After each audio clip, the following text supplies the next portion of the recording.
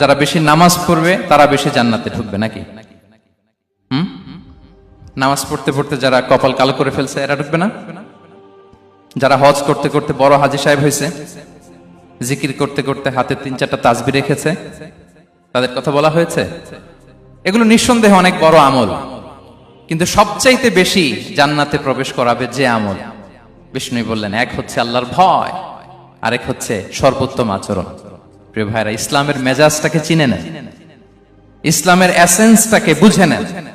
আমরা ভালো আচরণকে গুরুত্ব দিতে চাই না। অনেক নামাজি লোক দেখবে নামাজ পড়তে পড়তে কপালে কালো দাগ ফেলে দিছে, বাসায় বউয়ের সাথে খারাপ আচরণ করে, খিটখিটে মেজাজের, প্রতিবেশীর সাথে শুধু ঝগড়া, কলিগদের সাথে ঝগড়া, মারামারি, দুঃসম্পর্ক, এরকম আছে না? নাই বলেন, আছে না? কিন্তু নামাজি, অনেক বড় হাজি, একদিনও কোরআন তেলাওয়াত মিস হয় না, তো এত ইবাদত করেও সে ইসলামের আসল এসেন্সটাকে ধরতে পারে নাই। বিষ্ণু বললেন, সবচেয়ে বেশি জান্নাতে প্রবেশ করাবে যে দুটি আমল, একটি হচ্ছে তাকওয়াল্লাহ, আল্লাহর ভয়, আরেকটি হচ্ছে উত্তম আচরণ, সর্বোত্তম আচরণ।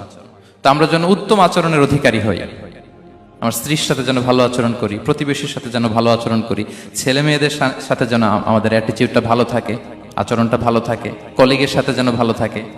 বিশ্বনবীর আচরণ যেমন ছিল তেমন আচরণ যেন আমরা গড়ে তুলতে পারি। আওয়াজ করে পড়ুন আমিন। সুনানে আবু দাউদের এক বর্ণনা, বিষ্ণু সাল্লাল্লাহু আলাইহি ওয়াসাল্লাম বলেন, খুব চমৎকার একটি হাদিস, মনোযোগ দিয়ে শুনুন। তিনি বলেন, আনা যাঈমুন বিবাইতিন ফি রাবাদিল জান্নাতি লিমান তারাকাল মিরাআ ওয়া ইন কানা মুহিক্কান।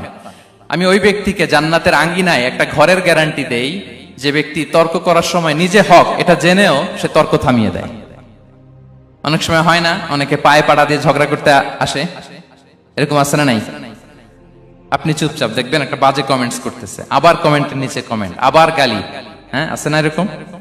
বিষ্ণু বলেন, নিজে হক এটা জানার পরেও আর যাতে তর্ক না বাড়ে, যে তর্ক থামিয়ে দেয় জান্নাতের আঙ্গিনায়, তাকে আমি একটা ঘরের গ্যারান্টি দেই। ওয়াবিবাইতিন ফি ওয়াসাতিল জান্নাতি লিমান তারাকাল কাযিবা ওয়া ইন কানা মাযিহান। আর ওই ব্যক্তিকে আমি জান্নাতের মাঝখানে একটা ঘরের গ্যারান্টি দেই যে ব্যক্তি কৌতুক করার সময়ও মিথ্যা পরিহার করে। করতেছে কৌতুক, ফান করতেছে আর কি, হি ইজ কিডিং, ফান করে, কৌতুক করে, কিন্তু কৌতুকের সময় সে মিথ্যা বলে না। এই স্বভাব যাদের, তাদেরকে আমি জান্নাতের মাঝ বরাবর একটা ঘরের গ্যারান্টি দেই। এরপর বিষ্ণু কি বলে দেখেন, তিনি বলেন, ওয়াবিবাইতিন ফি আ'লাল জান্নাতি লিমান হাসানা খুলুকাহ। আর জান্নাতের একেবারে হাইস্ট পিক অফ প্যারাডাইস, জান্নাতের সর্বোচ্চ স্তরে আমি একটা ঘর বা একটা বাসভবনের গ্যারান্টি ওই ব্যক্তিকে দেই যে তার আচরণটা সুন্দর করেছে, যে সুন্দর আচরণের অধিকারী হয়েছে, তাকে জান্নাতের হাইস্ট পিকে আমি একটা বাসভবনের গ্যারান্টি দেই। তাহলে বলেন তো, আমাদের আচরণটা সুন্দর করার দরকার আছে না নাই? এটা খুব ছোটখাটো একটা আমল, তাই না? কথা বলেন, দক্ষিণ কোরিয়া প্রবাসী ভাইরা আওয়াজ করে বলেন, এটা কি ছোট আমল? দেখলে সালাম দিব, সুন্দরভাবে কথা বলবো, ভালো উইশ করব, হ্যাঁ, হিংসা জিঘাংসা অহংকার থেকে মুক্ত থাকবো, খিটখিটে মেজাজের হব না, অলওয়েজ স্মাইলিং ফেস থাকবে আমার, হৃদ্যতাপূর্ণ আচরণ। এই কাজটা কি ছোট আমল? আওয়াজ করে বলেন, এই আমলটা কি ছোট না বড়?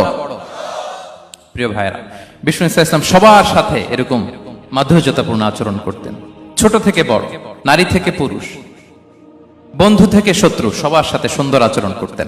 এবং তার এই চমৎকার আচরণে মুগ্ধ হয়ে তার অনেক শত্রু মুহূর্তে তার বন্ধুতে পরিণত হয়েছে।